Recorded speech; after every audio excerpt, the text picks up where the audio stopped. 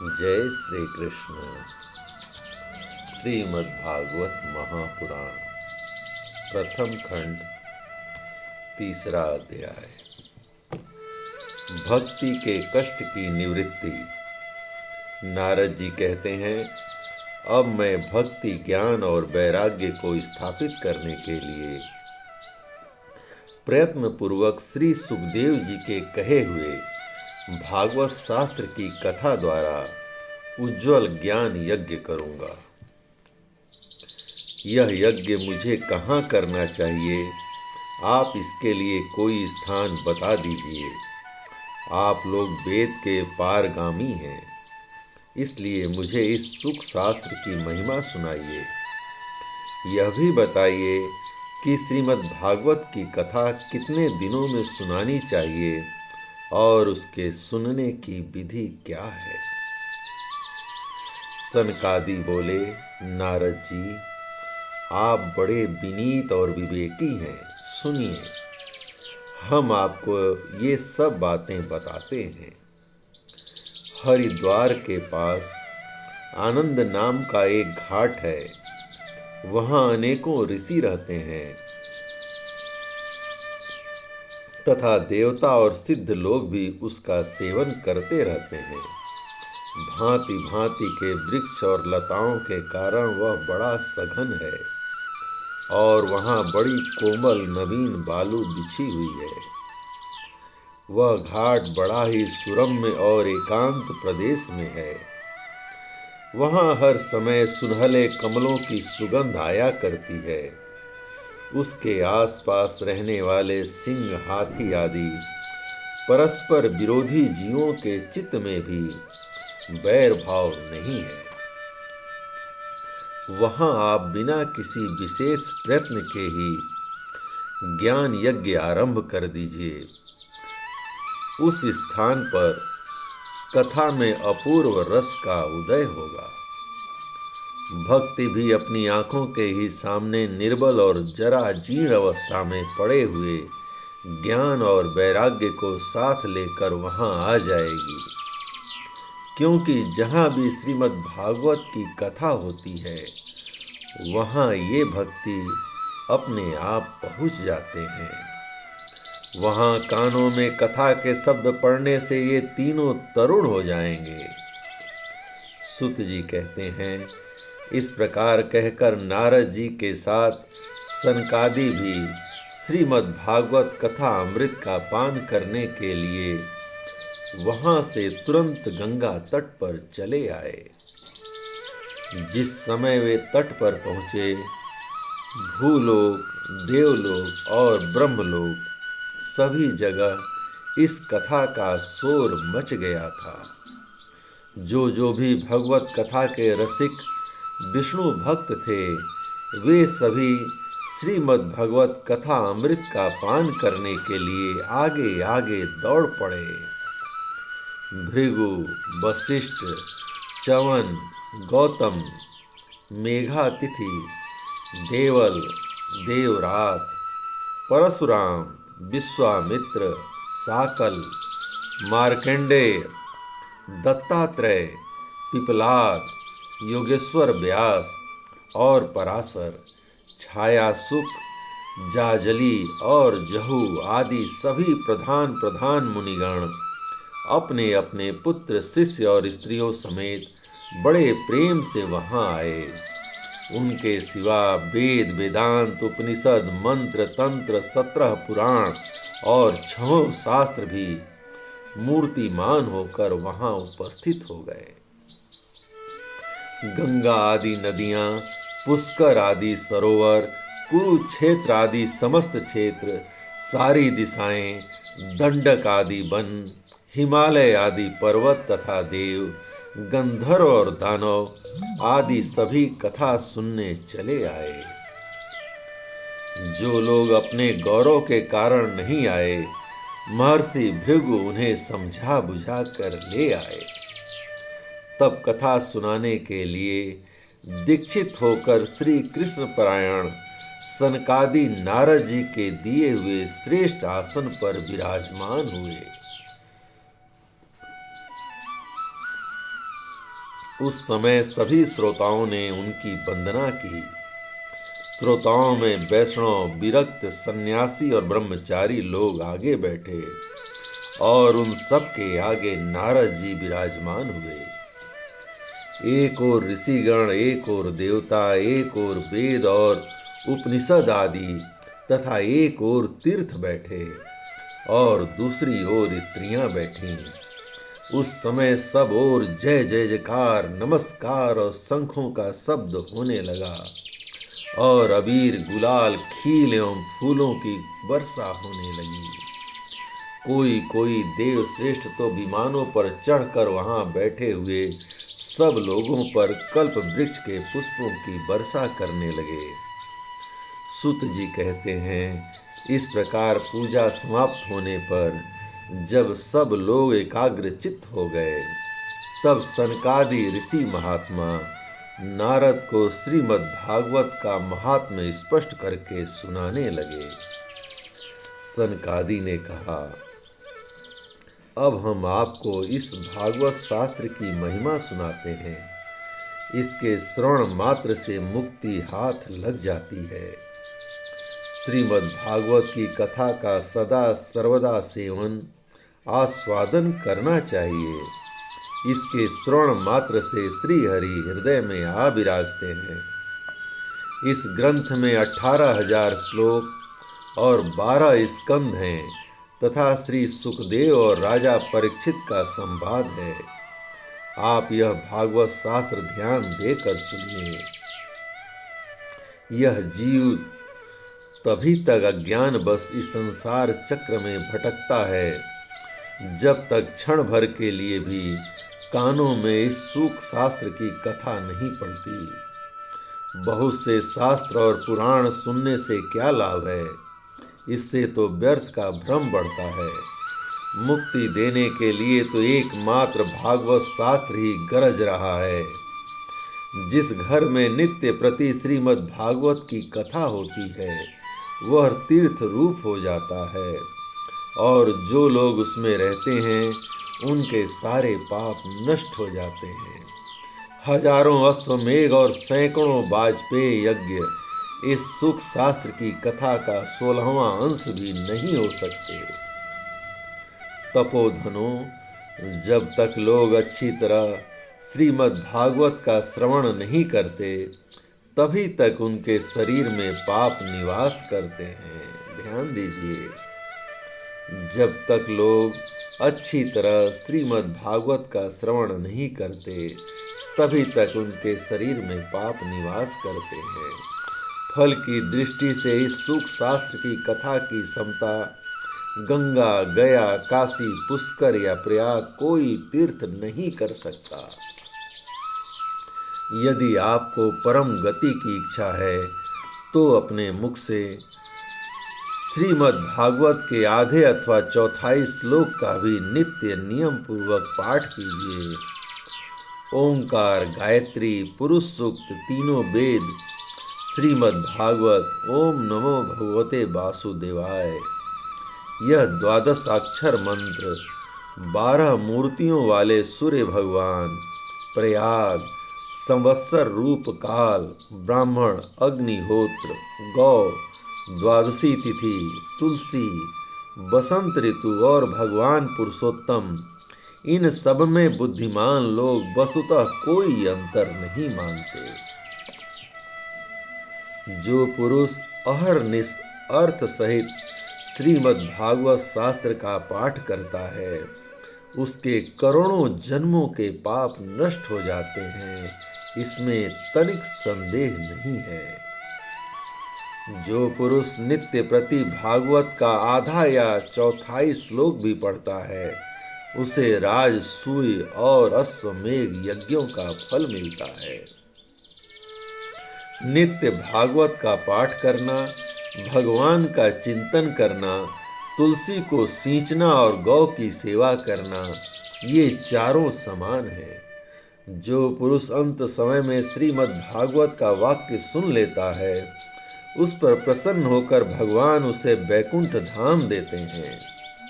जो पुरुष इसे सोने के सिंहासन पर रखकर विष्णु भक्त को दान करता है वह अवश्य ही भगवान का सायुज्य प्राप्त करता है। जिस दृष्टि से अपनी सारी आयु में चित्त को एकाग्र करके श्रीमद् भागवत अमृत का थोड़ा सा भी रसास्वादन नहीं किया,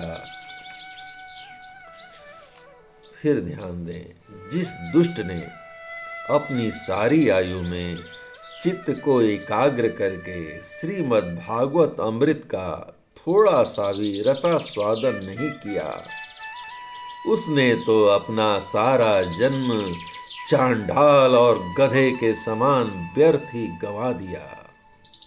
वह तो अपनी माता को प्रसव पीड़ा पहुंचाने के लिए ही उत्पन्न हुआ था। जिसने इस सुख शास्त्र के थोड़े से भी वचन नहीं सुने, वह पापात्मा तो जीता हुआ ही मुर्दे के समान है। पृथ्वी के भार स्वरूप उस पशु तुल्य मनुष्य को धिक्कार है, जो स्वर्ग लोक में देवताओं में प्रधान इंद्रादि कहा करते हैं। संसार में श्रीमद् भागवत की कथा का मिलना अवश्य ही कठिन है। जब करोड़ों जन्मों का पुण्य उदय होता है, तभी इसकी प्राप्ति होती है। नारद जी, आप बड़े ही बुद्धिमान और योग निधि हैं। आप प्रयत्न पूर्वक कथा का श्रवण कीजिए। इसे सुनने के लिए दिनों का कोई नियम नहीं है, इसे सर्वदा सुनना चाहिए।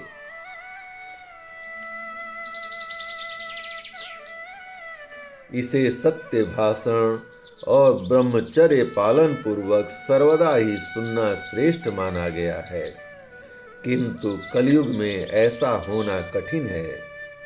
इसलिए इसकी सुखदेव जी ने जो विशेष विधि बताई है वह जान लीजिए। कलयुग में बहुत दिनों तक चित्त की वृत्तियों को बस में रखना, नियमों में बंधे रहना और किसी पुण्य कार्य के लिए दीक्षित रहना कठिन है। इसलिए सप्ताह श्रवण की विधि है।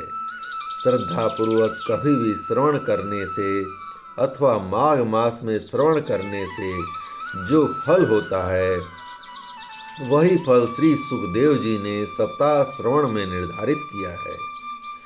मन के असंयम, रोगों की बहुलता और आयु की अल्पता के कारण तथा कलयुग में अनेकों दोषों की संभावना से ही सप्ताह श्रवण का विधान किया गया है।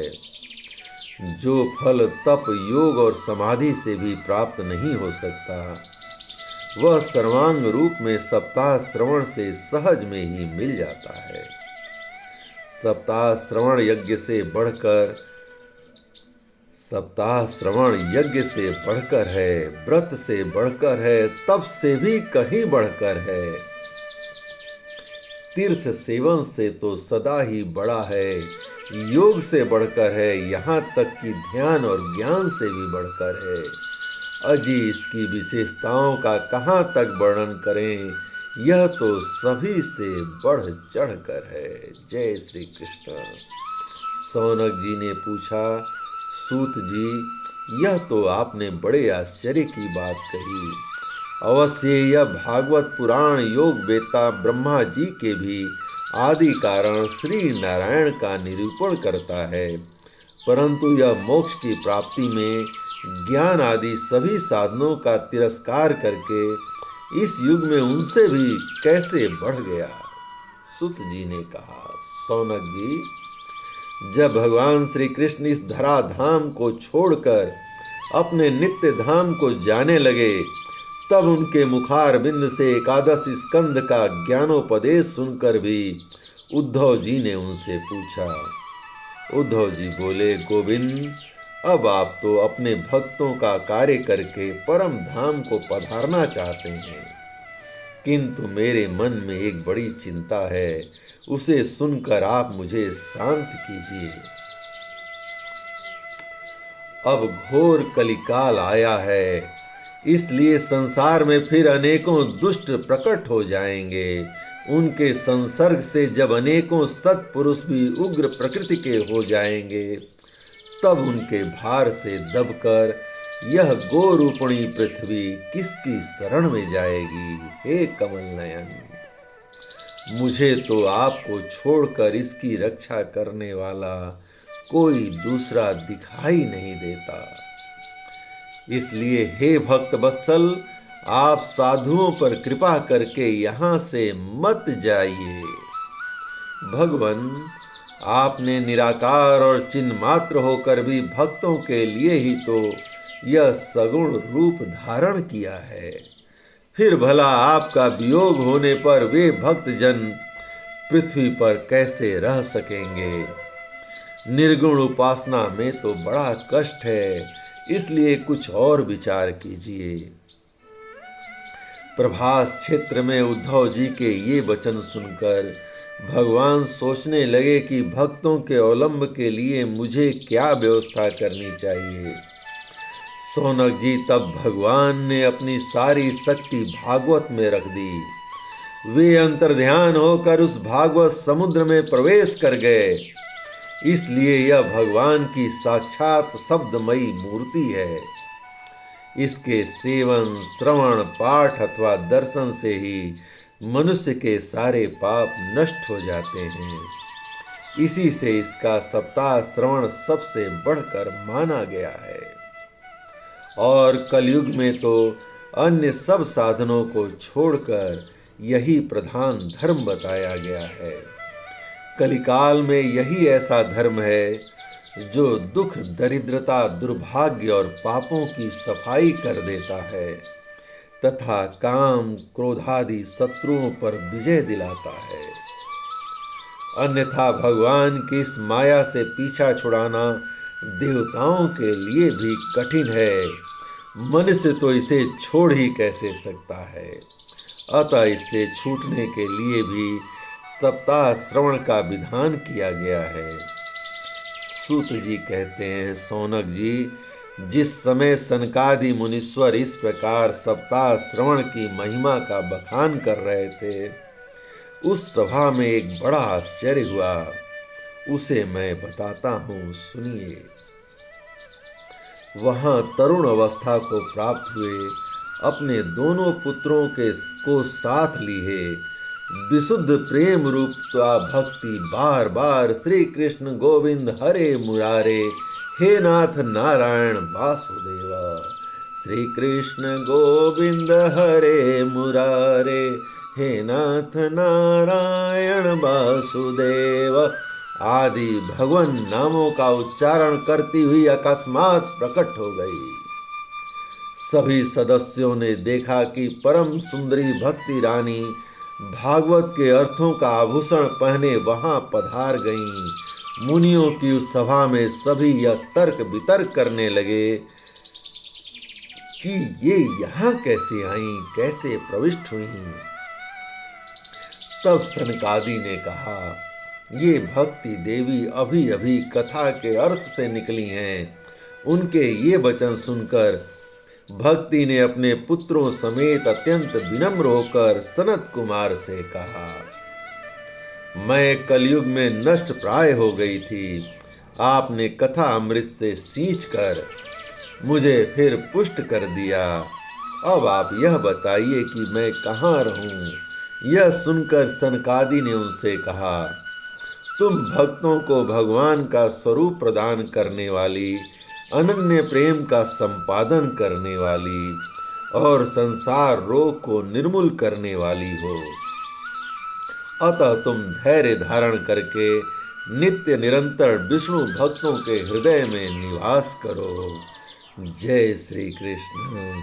ये कलयुग के दोष भले ही सारे संसार पर अपना प्रभाव डालें, किंतु वहां तुम पर इनकी दृष्टि भी नहीं पड़ सकेगी।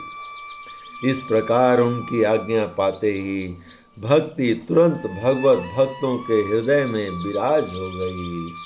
जय राम, जय श्री कृष्ण, जय श्री कृष्ण। जिनके हृदय में एकमात्र श्री हरि की भक्ति निवास करती है, वे त्रिलोकी में अत्यंत निर्धन होने पर भी परम धन्य हैं, क्योंकि इस भक्ति की डोरी से बंधकर तो साक्षात भगवान भी अपना परम धाम छोड़कर उनके हृदय में आकर बस जाते हैं। भूलोक में यह भागवत साक्षात परम ब्रह्म का विग्रह है।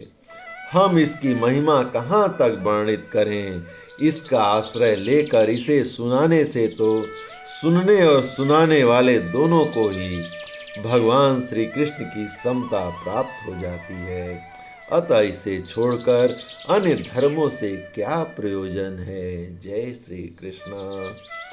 इस प्रकार श्री पद्म पुराण उत्तरखंड श्रीमद् भागवत महात्म्य भक्ति कष्ट निवर्तन नामक तीसरा अध्याय भगवान श्री कृष्ण की कृपा से पूरा हुआ।